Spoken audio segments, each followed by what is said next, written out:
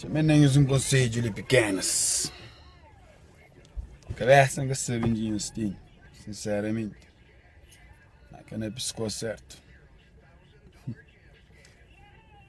Esse pai é Facebook, a gente faz mora, que é um diário. Tudo que usa, a gente basa lá no Facebook.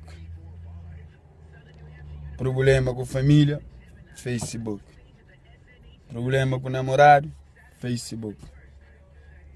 Problema com amigos, Facebook.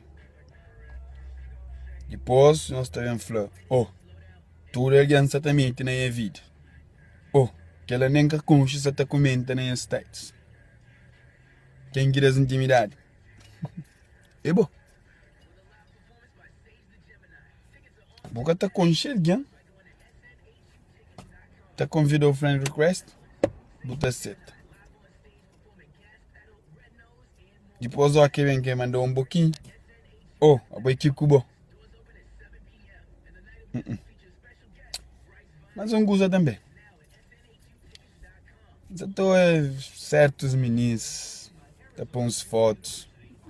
Você cria um chat, amigo. Meio nu, chama assim, meio nu, para cá fora nu.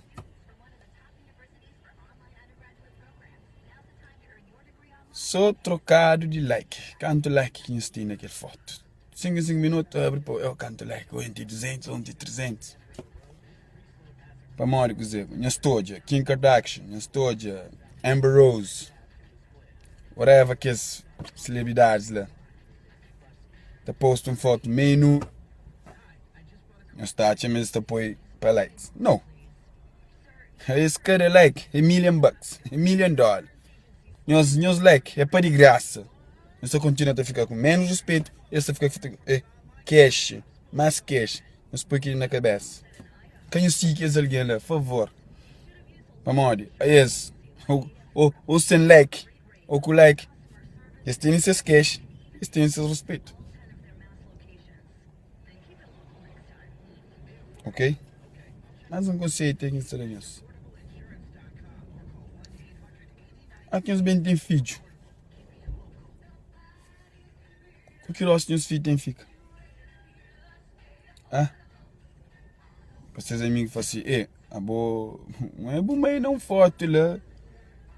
Bom aí tem bom corpo. Está com bom fosse. E é bom põe chat. Põe nós temos que falar assim, homens gostam que será no valor. Please. Gosta de mim, então foto lá, menino. Não sou um filho de tela, carreira banala. Então, eu na mídia pública gosta de boca do namorado. Por favor. Vergonha, ele dou. Minha cara é o corpo. Ainda vou crer. Para me dar respeito. Que eles só conseguem estranhos. Ok?